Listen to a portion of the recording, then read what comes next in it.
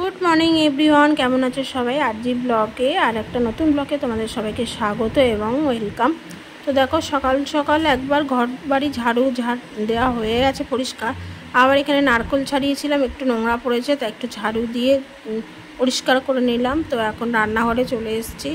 মোটামুটি ঘরের কাজকর্ম হয়ে আছে, বিছানাপত্র সব গোছানো হয়েছে, ঠাকুর পুজো হয়ে আছে। এখন রান্না করব। তো এখন প্রথমেই ভাত বসাবো, তাই না চালটা ধুয়ে নিলাম।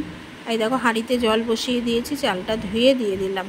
আর জল খাওয়া হয়ে গেছে। আজকে করেছিলাম রুটি, বরবটি আলুর তরকারি, তাই একটুখানি তরকারি আবার রয়েও গেছে। দেখো কড়াইতে, এটা তুলে টিফিন কৌটোতে তুলে রেখে দেবো। ও বেলা রুটির সাথে খেয়ে নেওয়া হবে, কারণ কড়াইটাতে আবার রান্না করবো, তো এখন খালি না করলে আবার একটা কড়াই বের করব। আর কাজের মেয়েটা না বাসন মাজতে এলে দুটো কড়াই দেখলে ভীষণ রাগারাগি করে, যাই হওয়ার দরকারও নেই। এদিকে তরকারিটা রেখে দিলাম।